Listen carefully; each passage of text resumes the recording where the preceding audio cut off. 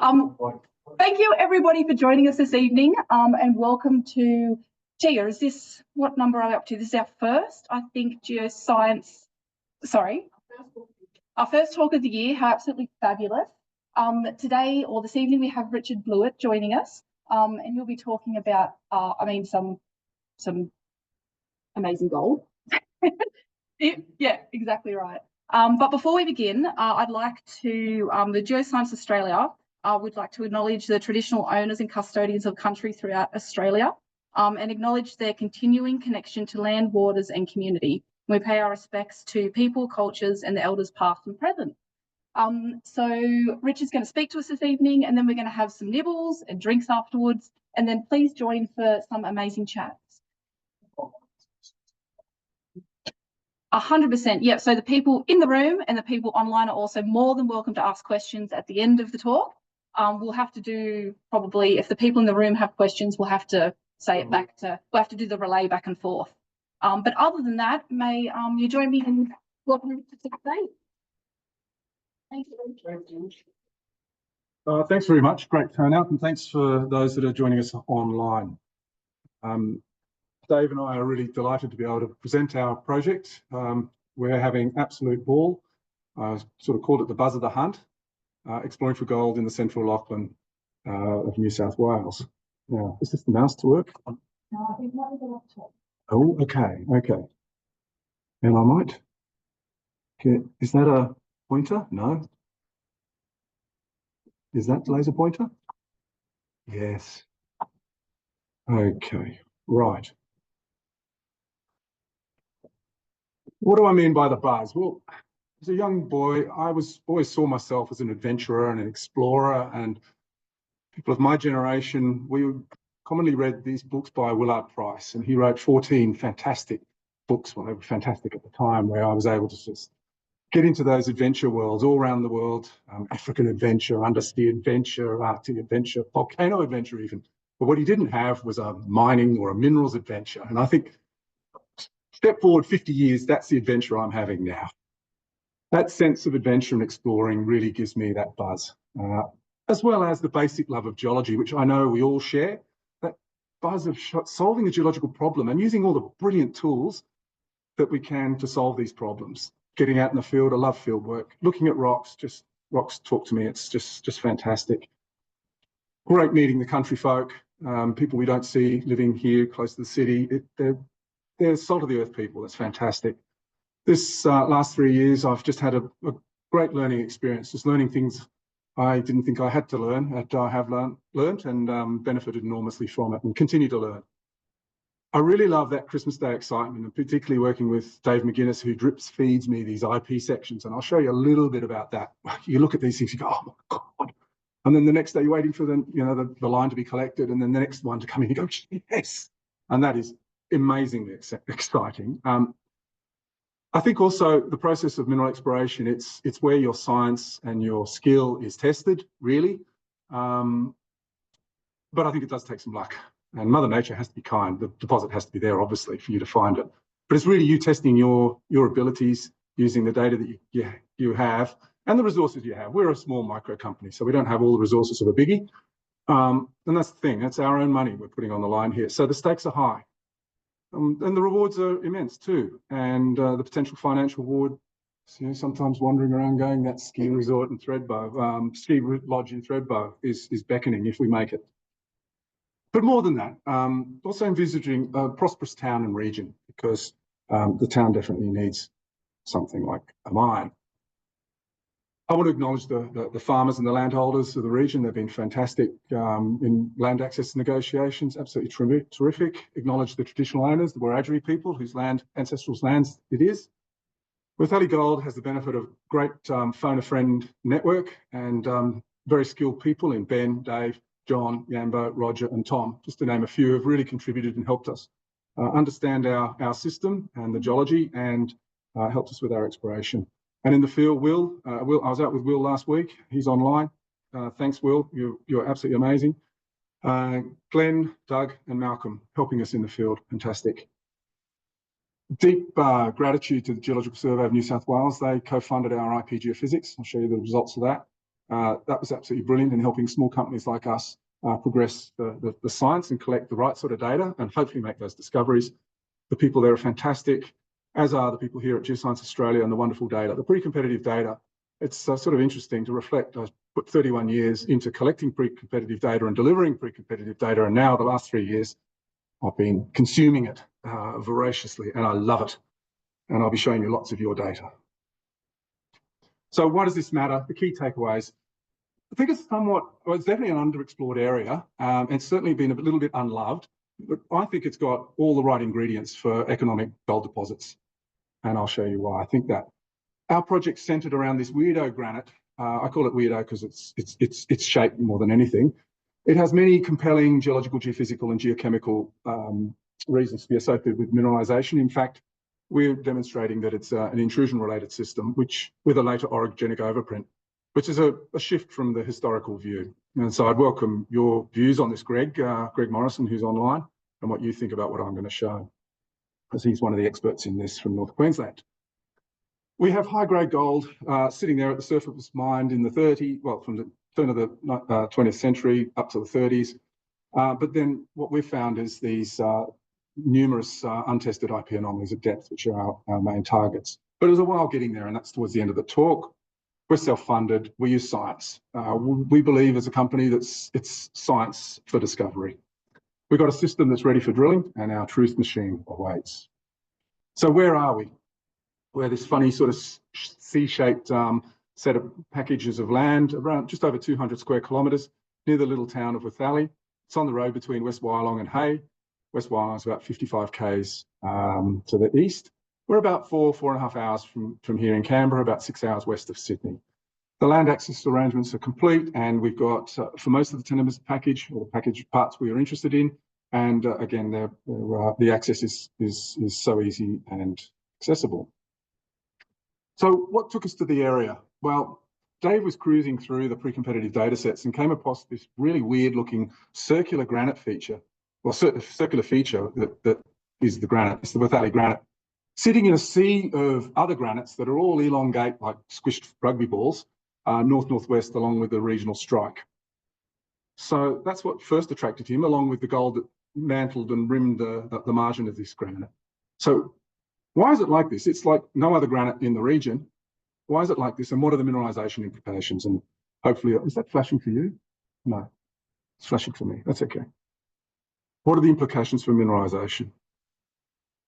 But before I do that, where else in the world, maybe it's a long stretch, but where else in the world is something like this ball bearing, this marble, fitting in a sea of country rock to form country rock?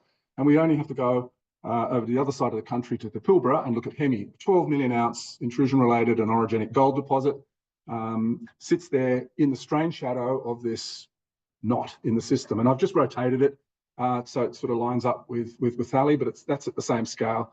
And our deposit that we've been working on and extending is at Uratha, sits in a very similar structural position. What's also interesting is when I worked in the Pilbara, it was commonly discarded as a small fry deposit place. And lo and behold, people come in with a different paradigm and discover something like Hemi. Central Lachlan, somewhat similar in terms of, at least this part of it, disregarded by many, but I believe, and we believe, it's got many favourable attributes for hosting large deposits. Granites, I'll talk a lot about granites and their association with gold. They're direct sources of energy, fluid, metal, particularly obviously in porphyry systems, epithermal systems, and intrusion-related systems. Not only that, they alter, when they're in place, the physical and chemical properties of the country rocks that they're intruded into, which results in competency contrasts, which become sites of brittle failure and dilation on later contraction events and so on. They sit there like this circular body in a heterogeneous country rock. They can alter the regional stress fields for later deformational events, guiding stress into different areas and focusing them. And I'll be arguing that case, particularly around Wythalley.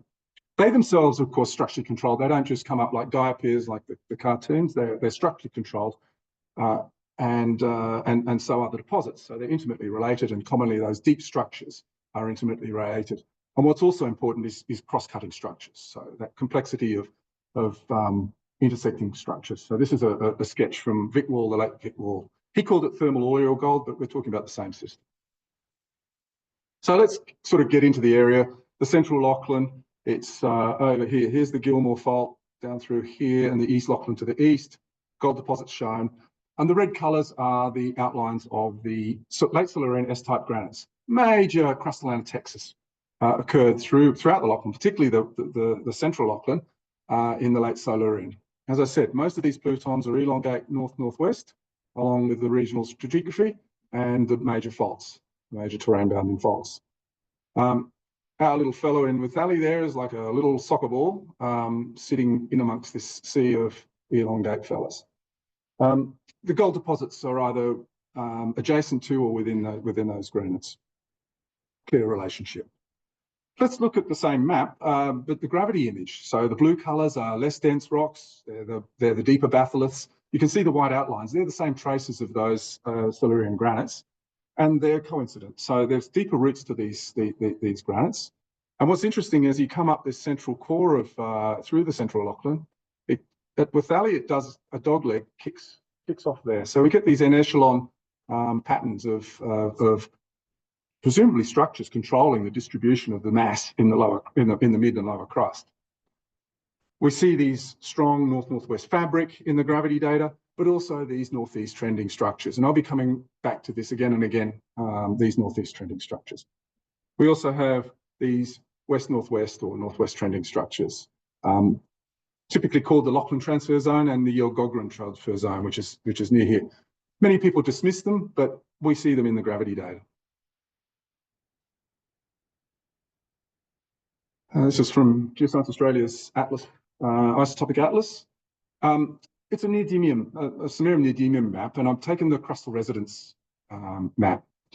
Those numbers there represent the age difference between the intrusion, that granite, so this late Silurian granite, and here we are at Withally, and the age of its source. So there's those differences. And we've got Mesoproterozoic ages there, 1467.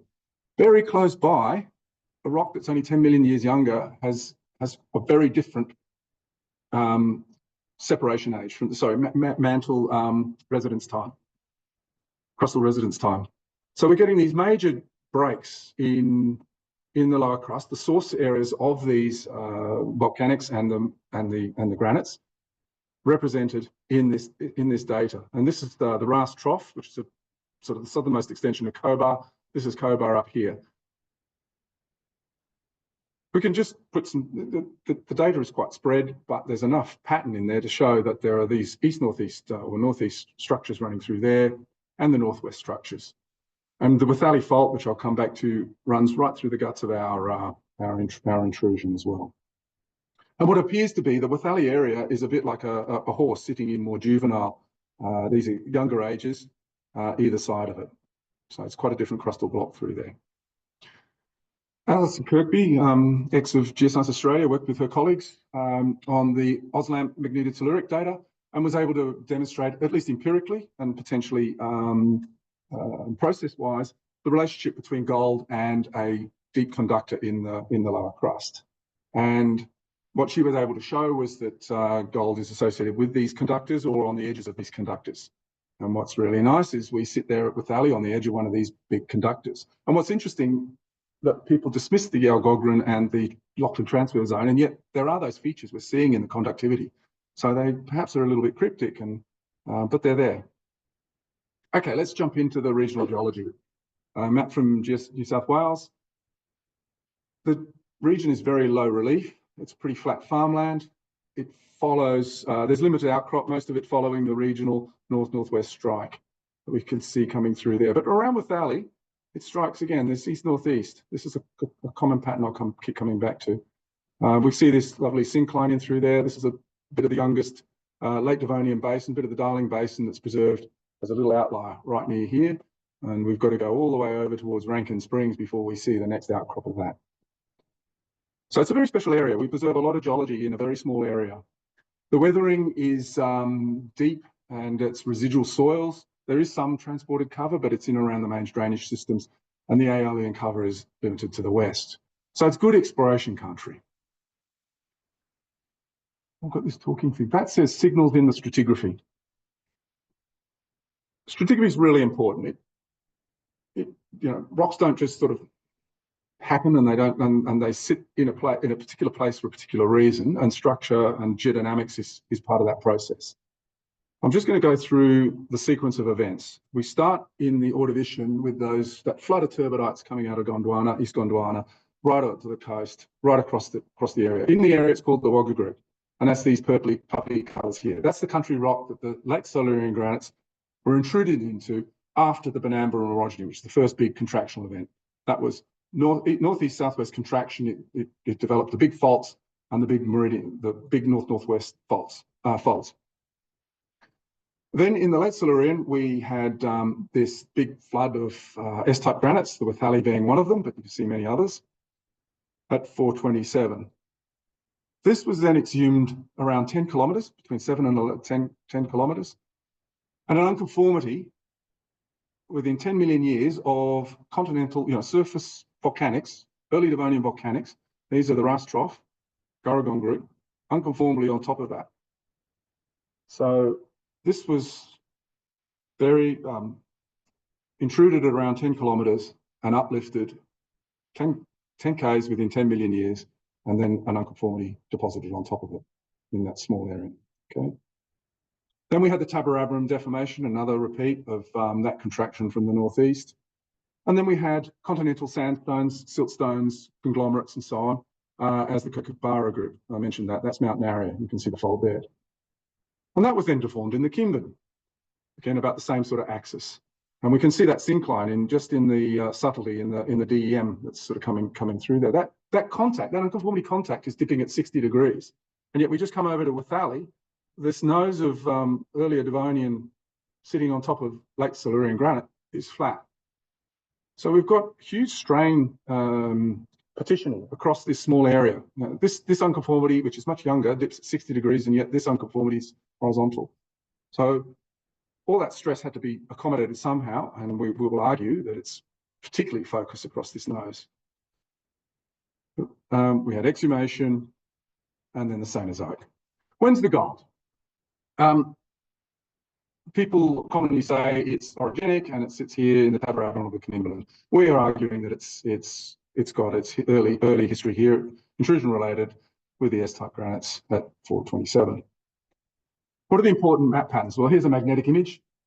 We can see those big folds up through here. They're not mapped.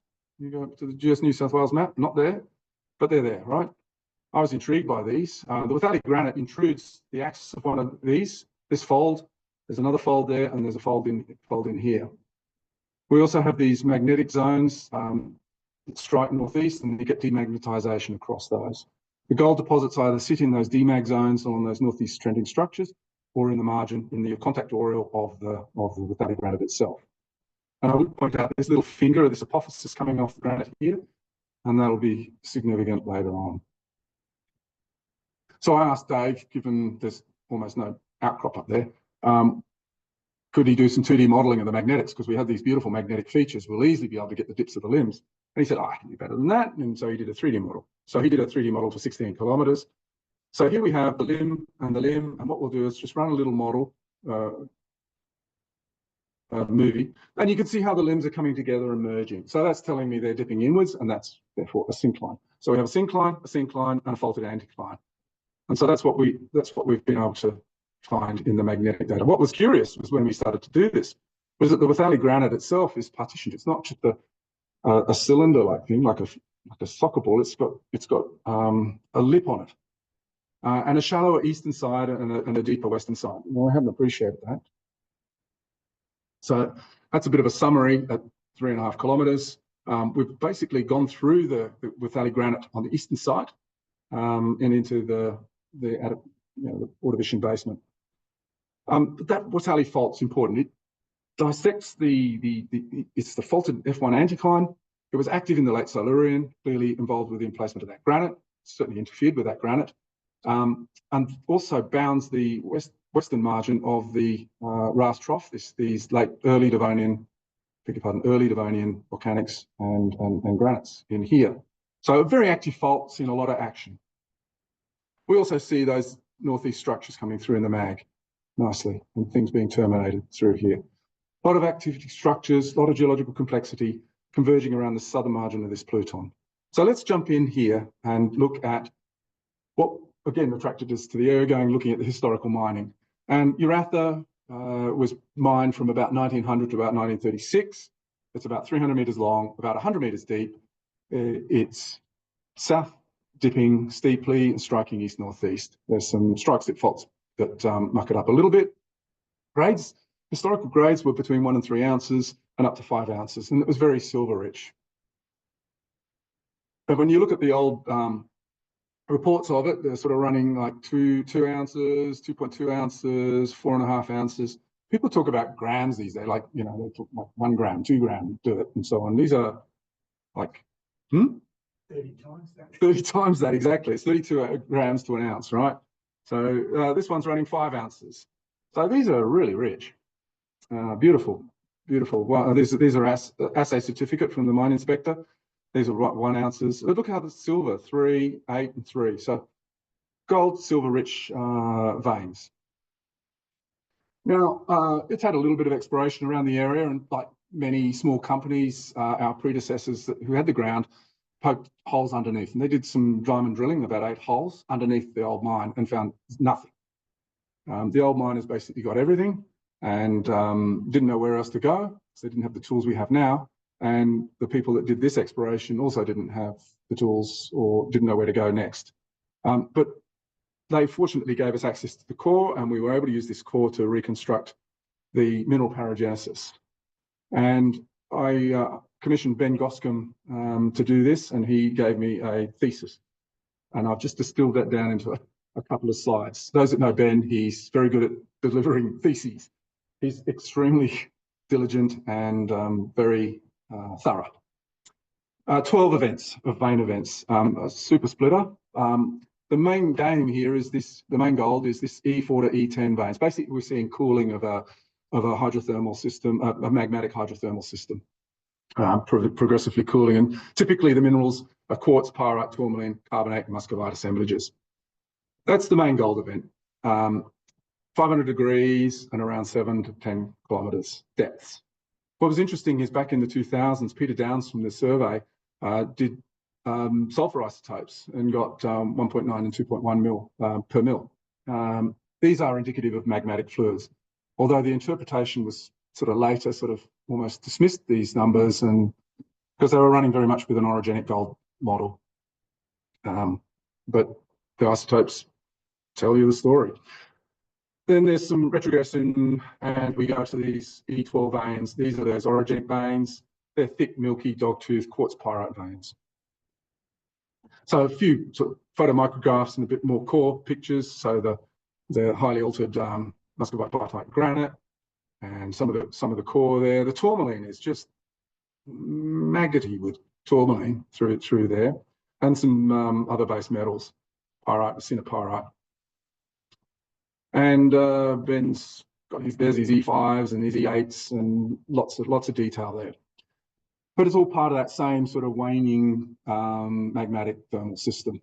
And then later, Canimblin or Taberabram, we have these unmetamorphosed milky quartz, buggy, dogtooth sometimes, quartz pyrite veins, and they run grade.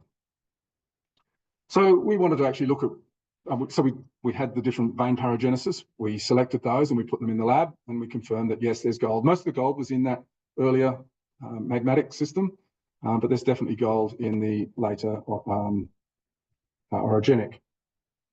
That slab there is running 36 grams, so that's over an ounce a ton in there. So we made slabs, polished thin sections, and micro XRF. So Ben Wade at Adelaide University did those. So these are on big slabs. Look there, it's 5mm scale, so these are big slabs. We wanted to find out where the gold was deported. Most of the gold is incredibly fine. You can't really see it with a micro XRF of that pixel dimension, but we can. You can see little flecks of gold all the way through this. This thing's running almost an ounce, but most of the gold is fine grain, and we know that anyway. The old boys described that when they were recovering it. But what's important is that the gold is associated with the pyrite, a cinepyrite, and also it's free in quartz. The arsenic, so in this map, so we see silica, so it's quartz veins, and then iron, arsenic, lead, and gold is being mapped in the respective colours there. You can't see the gold because it's sort of small there, but you can see the pyrite, which is the iron, and the arsenic pyrite rims on the outside, which is good because these are pretty easily identified in a portable XRF, and that's what we'll be using. The other thing is this strong association between gold and sulfides, great for IP, chargeable anomalies. So we've got our main tools. We wanted to confirm that. This was, again, done by our predecessors who had the ground. They did assays on it. And again, just looking at the matrix between the gold, ppm, and what they're associated with, and we can see it's with silver, arsenic, obviously iron and sulfur. That's pyrite and acetyl So great. We can zap it with the portable XRF and find it with the IP. I was always wanting to know what the age of mineralisation was, and perhaps this is some of the buzz as well and the tension. How much science do you do? I mean, I just love the science and want to keep doing more, and I've got to sometimes tell myself, no, what's enough to answer the question that you move to the next stage. But I thought it was a pretty easy one to do because we found within the core there's these mineralised and granite dikes, these porphyritic granite dikes, and in the region there are two sort of porphyritic granite types. One is the Wethali granite, and the other one is the Schiller's Lane granite. Both are porphyritic. One's Silurian and one's early Devonian. So which one is it? Well, they're at plots. And what's interesting is the granites that are within, and there's only 2 samples, we need to do more, are much more mafic. They're sort of lower silica than the rest of the Wethali group, Wethali analyses. So it's sitting there on this ketone supersweet line, which is this sort of granite. That's what those Silurian S-type granites are. These bluey squares, which are the Ural volcanics, the Garagong, and the Garagong volcanics, they sit up there. These are A-type, high temperature, dry.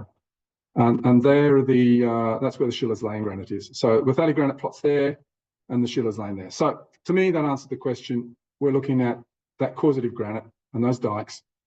It's part of the Wethali clan, at least. The time. I think I might leave that, but that's just covering what I've just said. So we're dealing with an intrusion-related gold system that was later overprinted. It changes how we explore and where we target. The other interesting thing was understanding why have we got east-northeast trending veins, and I'm banging on about this east-northeast structure or these northeast structures, and yet extension direction is parallel to the vein length. Like it should be orthogonal, or the veins should be north-northwest, not northeast. So I was sort of trying to work out how we could do that, and that would be irrespective of whether it was Silurian or early Devonian in age. And I think one way of doing it is thinking that normal flights don't go forever, and they commonly work in well, just pairs of whole networks, and you get the main fault that comes up, and that might be where basins are forming, and there'll be another sub-basin over here. But between them, we get these relay ramps, and those structures and the distributed deformation often is at an oblique angle to the main strike of the extension direction, almost orthogonal, as you can see in this case. And I think that's what we're seeing. So that's the interpretation of how we're getting veins. So I imagine that's sort of going off to the north.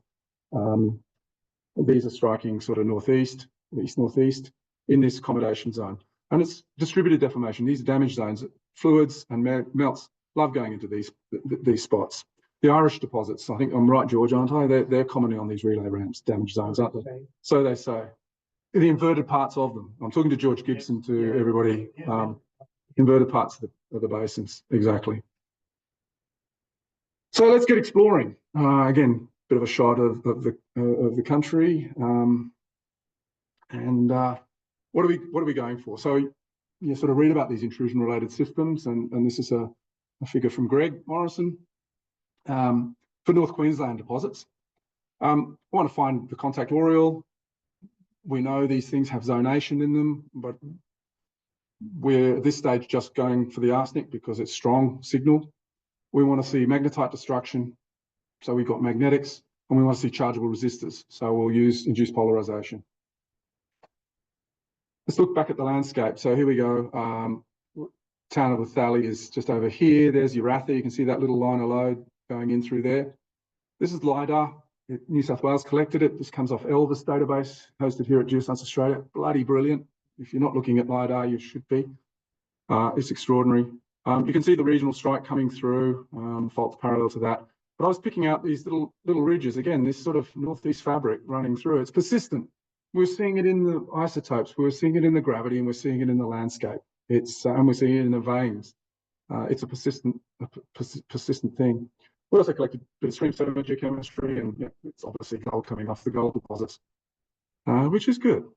So let's just zoom into this little bit, because you can see the stream shape of this, and I was sort of struck by this. Zoom back in, and it's a bit odd. You see Uratha, that's the line of workings, just 300 metres, and that's it. They ran out of ore at depth and normal strike. There's a few other little shows around, but it's this weird sort of semicircular thing, high ground. And I draw a little circle around it. It's around 2 kilometres in diameter. And the Uratha mine just sits there on the edge. I just wonder if it's just like a vein system on the edge of a deeper pencil-like intrusion. So I showed you that finger-like coming off the Lethalli granite that was up in the north. We've either got one coming in from the Lethalli granite, just sits here underneath, or from its deeper mother batholith below. I don't know that. So are we seeing the top of a pencil-like intrusion at depth? And are we seeing this extra bit of topography with this unusual shape, reflecting additional hornfells and resistant topography? This dome is also adjacent to the Lethalli fault. So that's the sort of the hypothesis. And that's the sort of thing we're looking at. So a deeper batholith with these sort of fingers poking up through here. A lot of the deposits sit above those in other areas. So that's the landscape. Just back to the soils. And got John Wilford to look at the radiometrics and come out and actually look at the soils, and he was able to confirm what I thought was that it's just deeply residual. We don't have to worry about transported material and doing lots of sort of air core drilling or anything like that. We can just collect from near the top of the surface, and we're representing a deeply weathered version of what's below. And we can see even in the dams, little veins that are deeply weathered of the bedrock. It's just a deeply weathered residual landscape. So we used portable XRF lent by Glenn Demar. Thank you very much, Glenn. And we're looking largely at arsenic as a gold proxy, and I've explained why.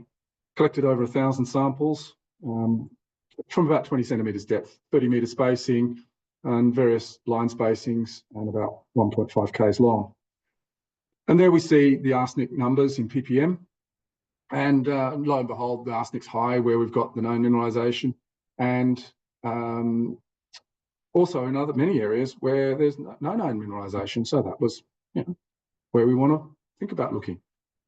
And that's what we've done. I was just come back from the field last week, and with a fieldie, Will Bladen, we've just collected another 100 samples there. So we'll fill that in. The samples are sitting at Queanbeyan Post Office right now. It's all very well saying, and I've been saying, oh yeah, the arsenic and the gold are correlated, but is that true in the weathering profile and the soils? So I asked the lab I assayed high arsenic in the soils and low arsenic in the soils. And when I have low arsenic in soils, I get low gold. And when I have high arsenic in soils, I generally get high gold. So again, I'm thinking, I take it from that the arsenic is a good proxy for gold. And there hasn't been a lot of lateral dispersion. So we're looking at what's below us.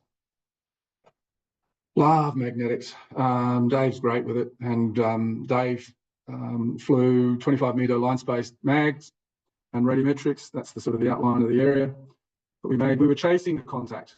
So this DMAG contact, that was our sort of hypothesis until we started to look at it.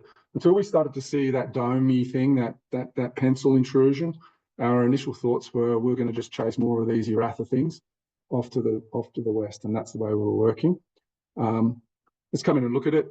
The magnetics. So there's the contact between the granite and the sediments. Meta sediments are just coming roaring straight up. They're still there, but they've just been demagnetized completely. And we get these little embayments. So would be mineralisation probably all the way along that contact. But we were intrigued by these sorts of burn holes. And why is it in the centre of this interpreted pencil, or at least this dome? Okay, I've said that, and there's lots of potential looking there. So a combination of portable XRF and aeromagnetics, damn cheap, easy to do, first order sort of exploring along with your structural interp. Just dropping the soils on top, and again, soils high in those DMAG zones, which is good. So I want to talk now briefly about IP geophysics. Until I worked with Dave, I hadn't really been experienced with it. So it's been great working with Dave on this and learning. Again, I'd like to acknowledge the New South Wales government for their co-funding to allowing us to do this. It helped us enormously. We've collected 12 lines at the moment. We've got, unfortunately, the crew had to return to base because the transmitter went down. We've got 4 lines to go. I was hoping to be able to show you just the biggest targets, but we've got good targets to show anyway tonight. But that's field work, isn't it? We also have 3 square kilometres of gradient array. So you put these wires out, you put cells in the ground, plates in the ground, and you put current into the ground, and you turn the current off. And what you're doing is you're recording the flow of the current first, so it gives you conductivity and resistivity. Once you turn the current off, anything that's chargeable will hold that current and then release it like a capacitor.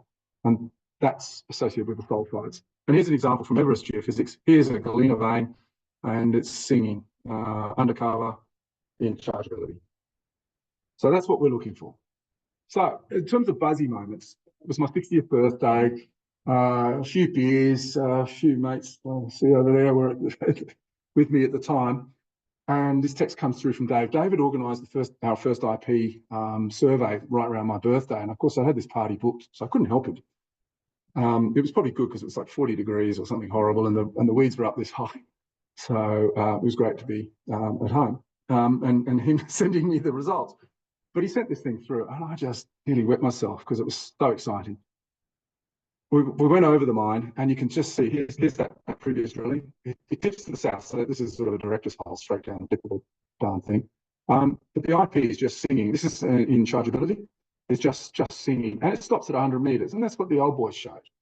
And so they continue to drill, because they didn't have this geophysics, they just drilled wildcat underneath, hoping to get more, and of course they didn't. They failed and spent a lot of money on nothing. It helped us because we've got the core and we were able to get great science out of it. But what was super exciting, not just sort of knowing we can map the system, but we can identify new things that people hadn't mapped before, deeper and sort of unexposed and hadn't daylighted. And that was the first one of those. So I'm going to show a set of stacks, and here's the same image as the previous one. That was a snap off his screen. So that's a screen snap, and he sent it to me. He said, look at this. And it was great.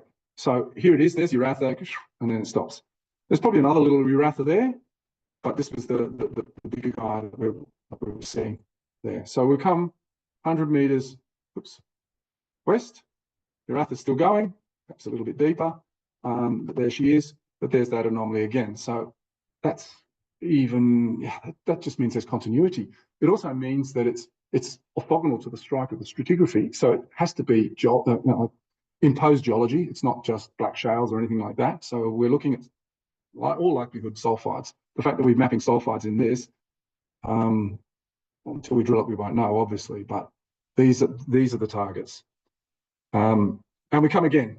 So another 100 metres west, and the guy's still there. Uratha's gone. We know that. And we can see it in the geophysics. So that gave us the confidence. We can define Uratha, its depths and its widths, and we can find all these other ones. And that's so cool. So Dave, with his cleverness, can generate images that go straight into QGIS. They're meant to be sections, but they get laid flat. So that's the section line sitting right through there. So we've been looking at that one, haven't we? We're familiar with that. Unfortunately, they then stack over each other, but that's okay. You can see that body still there. So you'd be sitting right there in the paddock. And then we've all of them. So I'm just Stop teasing it. So we were originally, when we did the second lot, so first lot of lines were in here, and we were chasing that, and we thought, that's great, we can map that and we can see more at depth, and that's what we thought we had. And we then came back in September and started doing more, chased out along that magnetic contact, and yeah, we can see it. There's probably Urathas out there, and maybe if a mine has ever developed, you'd probably go and chase them, but you probably wouldn't chase them now as they are. But we then went and found what we think is the beast in the east. And that's here, this guy. We started seeing these anomalies. And then this one. And that was what we finished up with in September. We went, oh my God. And that's sitting right in the guts of that DMAG zone. And that's this fella right here. So we've just done, and then the transmitter went down. We've done these two lines, and we've got these to come in the next week. But this thing keeps going. And these are absolutely amazing anomalies. Up to 28 milliseconds, so really high numbers. So they're getting bigger, stronger, and more of them, and wider. So strike length, there's a lot of it. I've just showed you the chargeability, which for time reasons haven't shown you the resistivity. We drop it into a wireframe, a 3D wireframe that Dave's got. You can see Uratha, piddly little thing really, compared to what this big baby is. You know, so the question is Uratha the tail of a mouse, or is it the tail of an elephant? And I hope it's an elephant, but maybe it's a mouse. I don't know. Until we drill, we won't know. But we've got more sections that will sit in here. So that's into a wireframe of 3D magnetic model, and you can see they're in the DMAG zones of total magnetic intensity.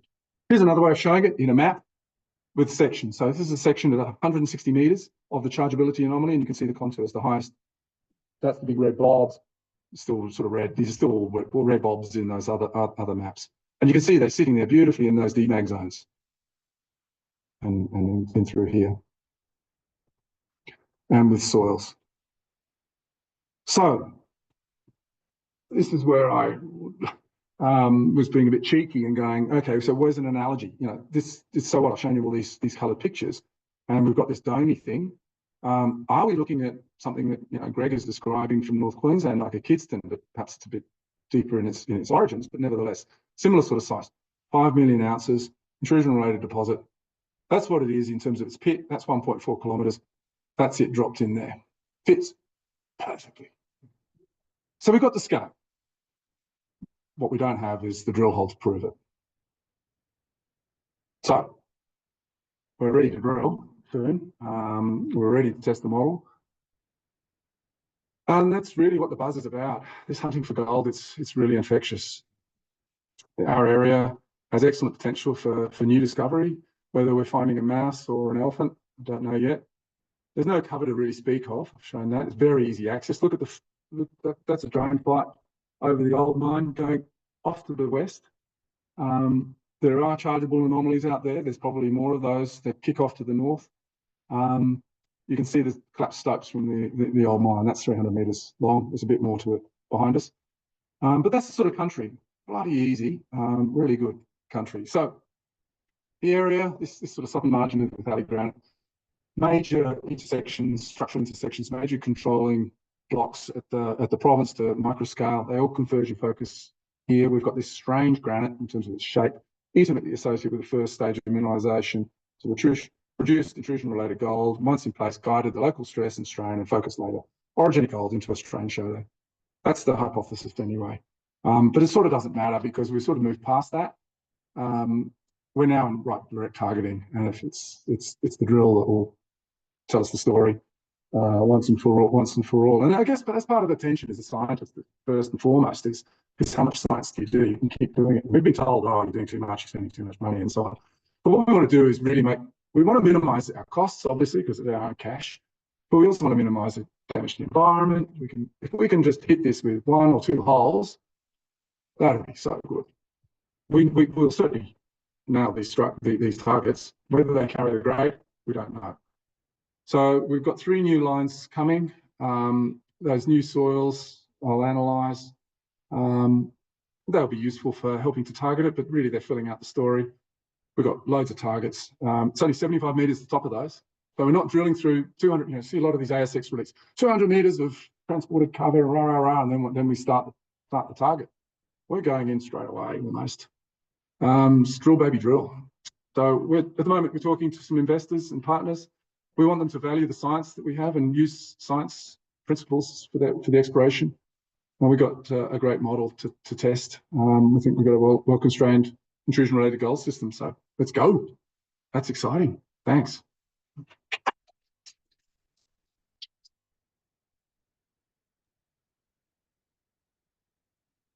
Absolutely thrilling. Holy crackers.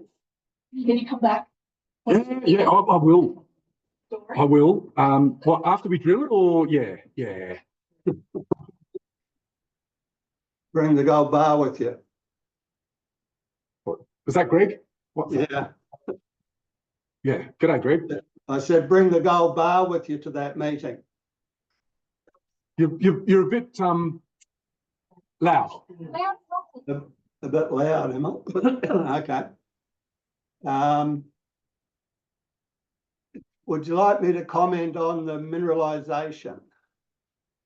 Particularly your sample with the gold, the 36 grams of gold. Can you put that photo up? Yeah, sure. Just speak a bit quieter, Greg, because I don't know, speakers in here, just whisper. I know you're a quiet gentleman. That one? Yes. Oops. Oh, shit, what have I done? I deleted it.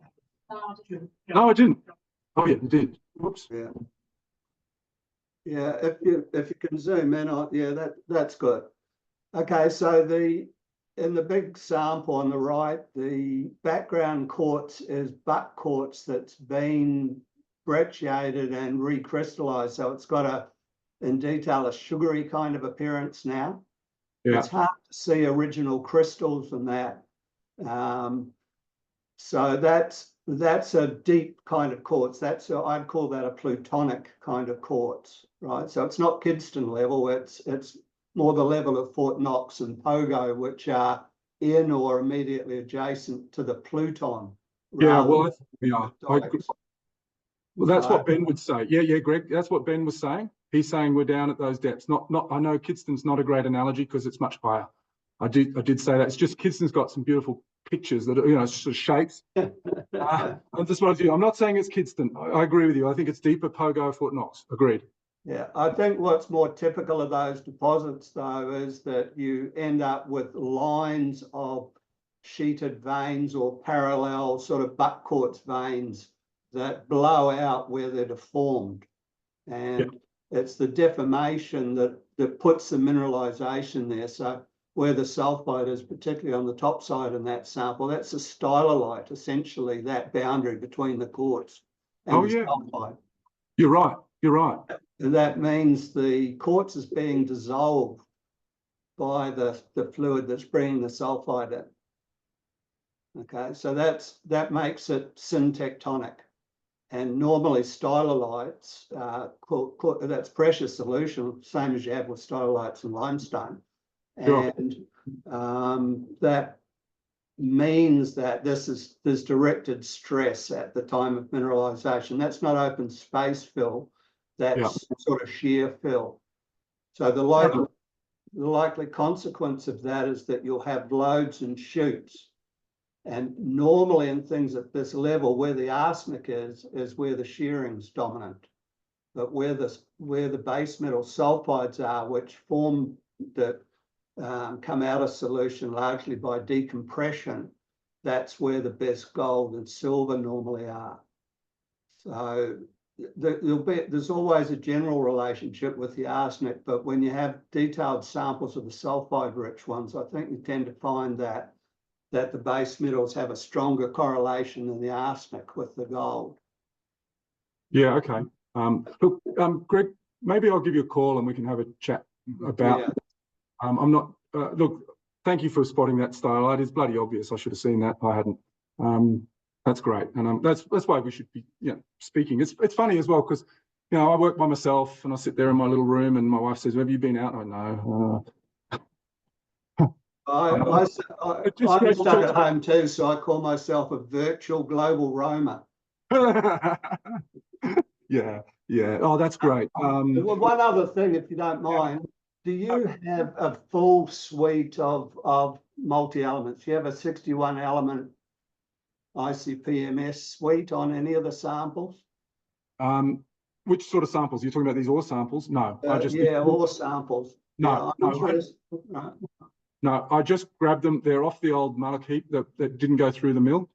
And I just slabbed them and sent them in. Yeah. They were just hand-picked. I don't know exactly where they're from. I mean, they're obviously from out of that hole that we're looking at. But in terms of the where they sit spatially, there's no idea. The core wasn't oriented. All the numbers on it were eaten by, all the blocks were eaten by ants, and all the numbers had rubbed off. So I knew they were all from the mine, but individually I couldn't reconstruct, I couldn't do proper structural work on any of it. So it's almost as though the core could have been just piled in a big dump, and you just pick the nice ones out, and you got sticks, up to a metre long, but that's it. That's the longest sort of context. You don't know what's up and down. Yeah, the value of 61 element or 30 element assays is that you get things like moly, tungsten, bismuth, tellurium. Yeah, okay.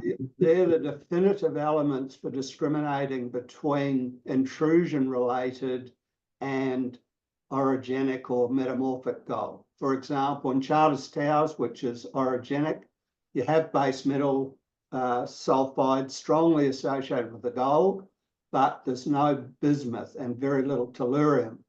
Whereas Ravenswood, which is the same thing, but it looks very similar, the veins, but is demonstrably intrusion related, you get very enriched bismuth and tellurium with the gold.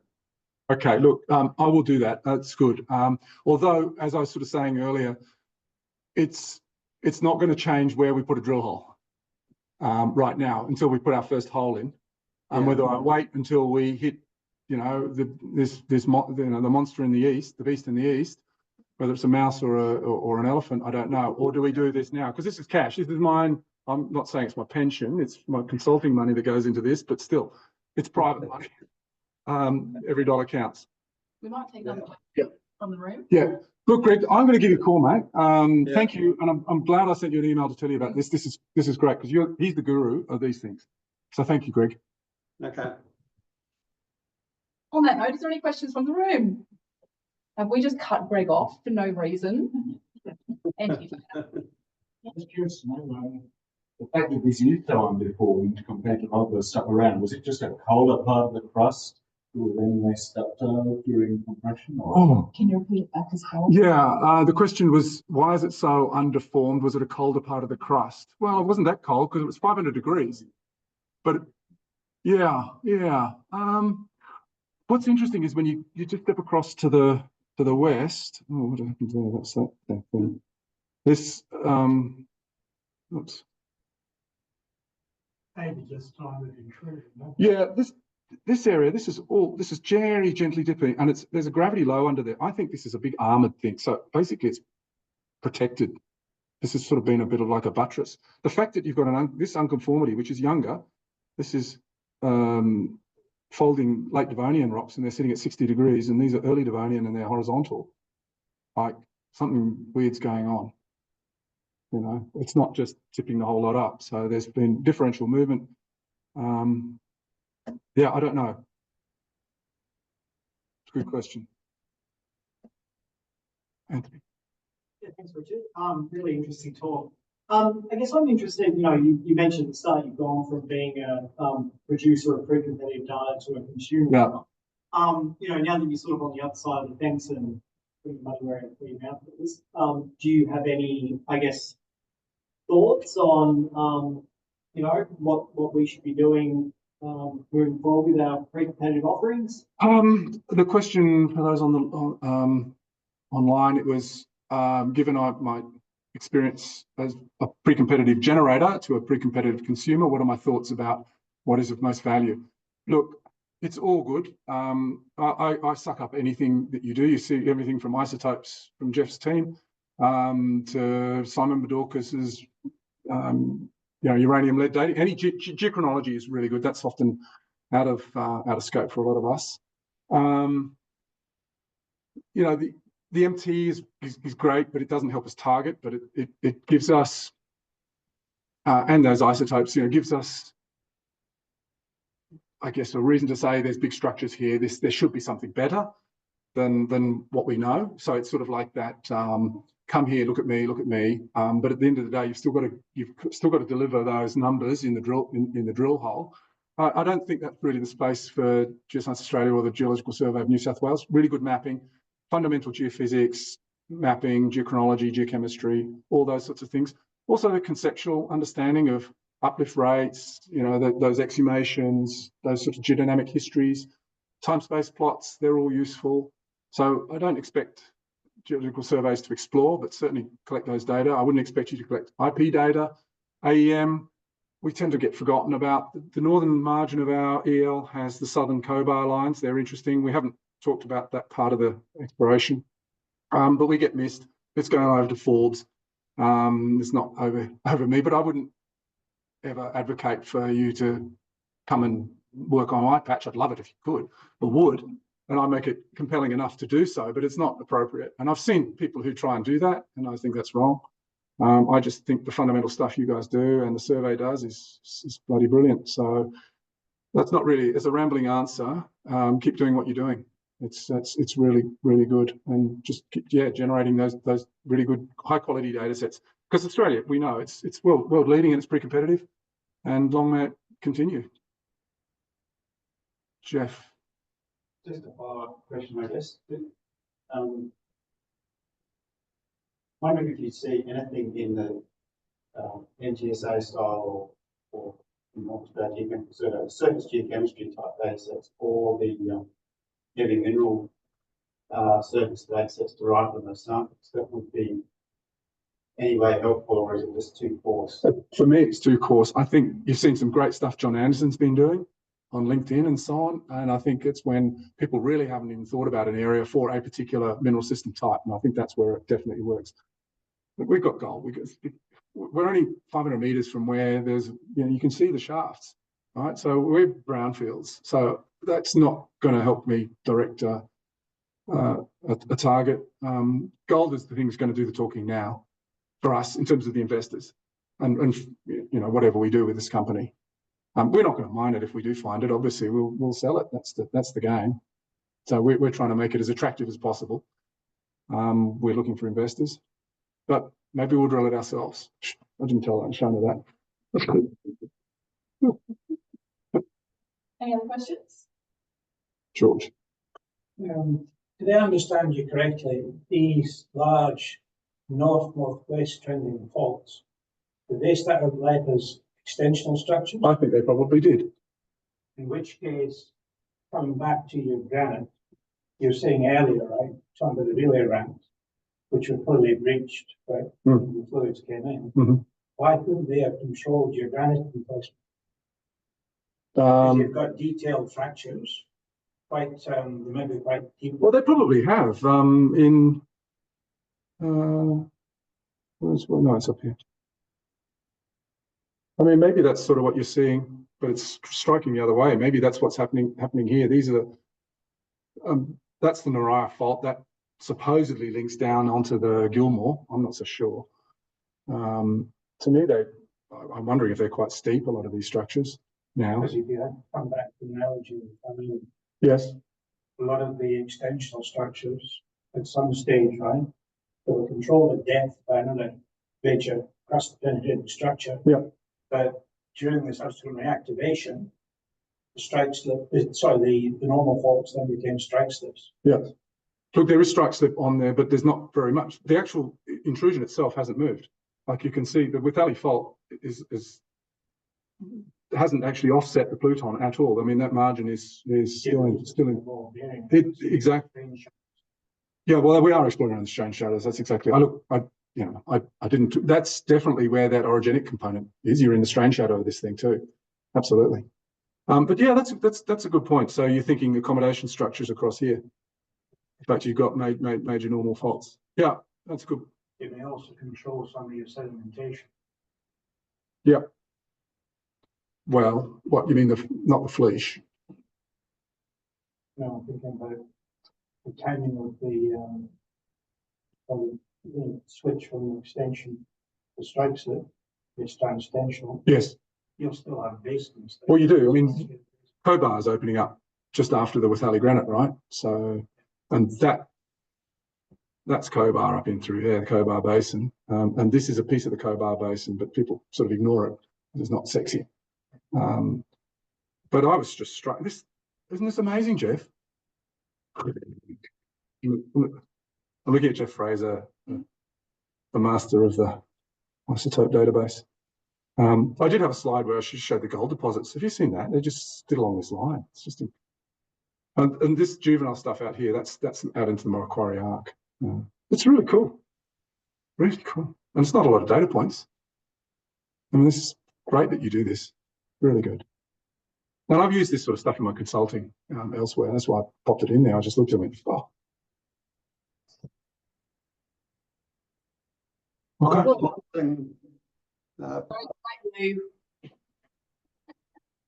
Greg, I'm so sorry, but you're going to have to take the phone call with Richard. Is that okay? Yeah, I'll give you a call, mate. Okay, no worries. Next couple of days. Yeah, fine. Thanks for your presentation. That was great. Yeah, I'll send you a copy. Oh, that's I'd great. appreciate it. Yeah, I'm going to chuck it on LinkedIn anyway. I'll make a PDF and chuck it on LinkedIn because you won't have the movie. That's my drone flying. Did you like that? That's another thing. I learned to fly a drone. What you do? I can't see. All right. Thank you so much, Richard, for coming along and being our very first presenter for the GSA, the Geological Society of Australia ACT division. We're absolutely thrilled.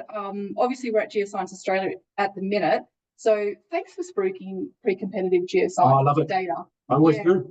And we know that you do, and it's very much appreciated. Yeah, so thank you so much. Please hang around. We've got a couple of nibbles and whatnot. Obviously, if you've got 1,000 questions for Richard here, he will happily answer all of them.